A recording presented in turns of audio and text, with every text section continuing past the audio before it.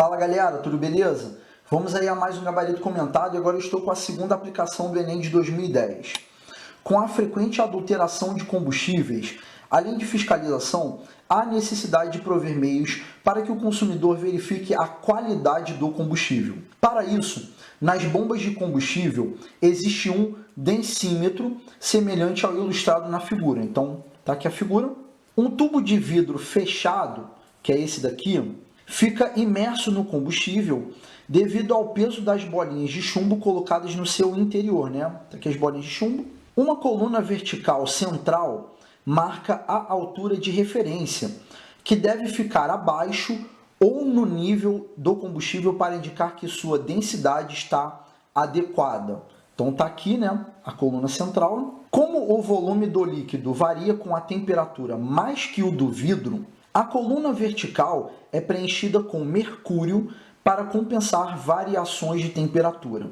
De acordo com o texto, a coluna vertical de mercúrio, quando aquecida, a alternativa que explica o que está acontecendo ali é justamente a letra E, que a coluna de mercúrio ela vai corrigir a altura de referência de acordo com a densidade do combustível, sacou? O que eu vou fazer agora? Eu vou mostrar para vocês, através de cálculos hipotéticos, qual vai ser a função dessa coluna de mercúrio, né?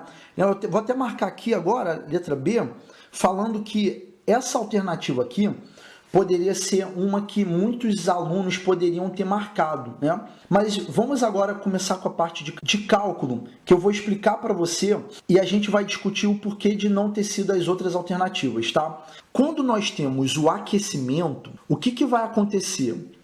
Esse líquido aqui, né, o combustível, ele vai sofrer a dilatação. Só que essa dilatação acaba mexendo com a densidade. E você que está assistindo esse gabarito, está pensando assim, ué Marcelo, mas como que essa dilatação vai mexer com a densidade?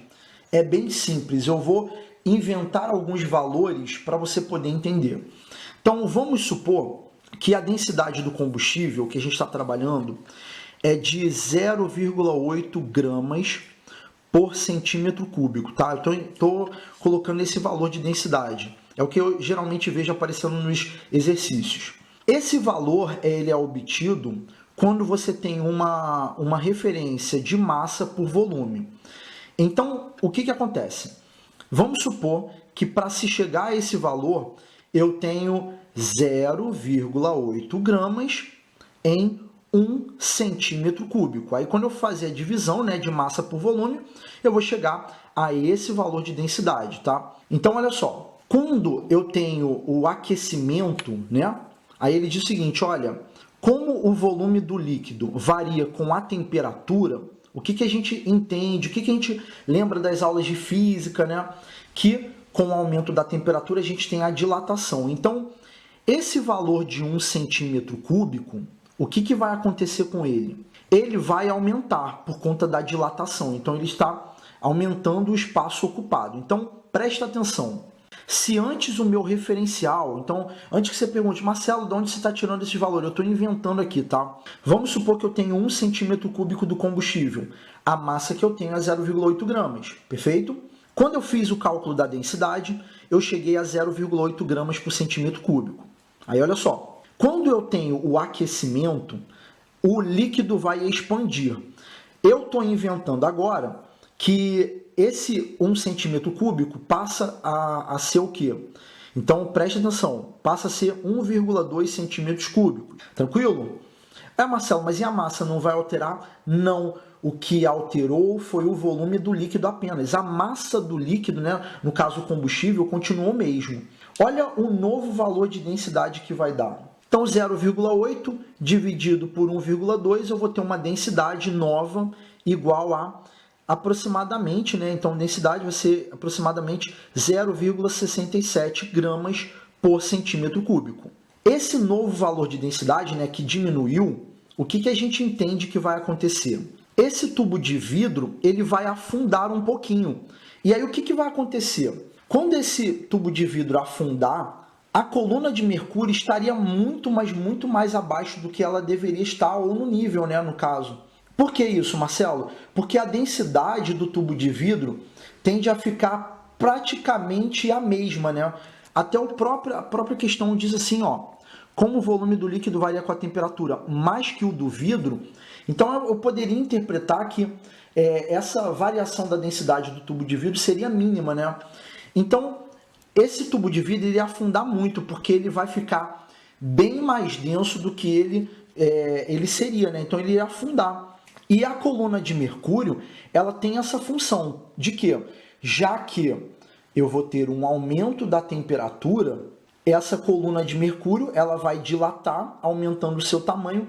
Então, mesmo que tenha a variação de temperatura, essa coluna de mercúrio aqui, ela vai sempre andar de acordo com a altura que deveria ser corrigida, tá? Então, galera, quando ele diz aqui que na letra A indica a variação da densidade do combustível com a temperatura, a coluna de mercúrio, né, que é o grande interesse da questão, ela não consegue fazer isso.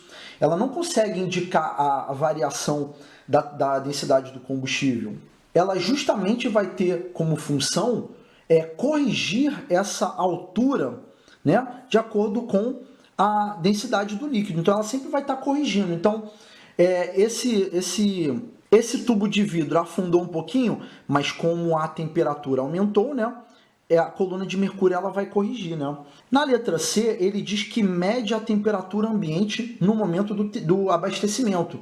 Galera, isso daqui não é um termômetro, né? O que na letra D também diz, lá, regula a temperatura do densímetro de acordo com a do ambiente, que não tem também rigorosamente nada a ver. Então, assim, como eu falei para vocês, inclusive eu até marquei as duas alternativas aqui, lembrando que a alternativa correta é a letra E, tá?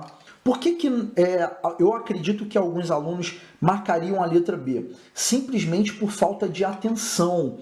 Aí você fala assim, se você está entendendo a resolução, você vai pensar assim, pô, Marcelo, mas o cara tem que ser muito idiota para marcar a letra B, mas calma aí, vamos parar para pensar. Você está lá no contexto da prova, você já está com a mente cansada, porra, às vezes você acaba marcando sem querer a letra B, entendeu? Então tem que tomar muito cuidado com a alternativa. Geralmente o Enem ele coloca duas alternativas quando é situação como essa, coloca duas alternativas que a gente fica bastante em dúvida, mas tem que na hora lá estar com uma cabeça bem tranquilinha para poder não cometer erro, tá?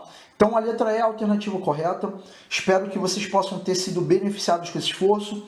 Se por acaso eu conseguir lhe ajudar, não deixe de curtir o vídeo, se inscrever no canal para ficar por dentro de todas as atualizações e se você puder, compartilhe aí para que mais pessoas possam ser beneficiadas com esse esforço. Um abraço, galera, e até o próximo vídeo.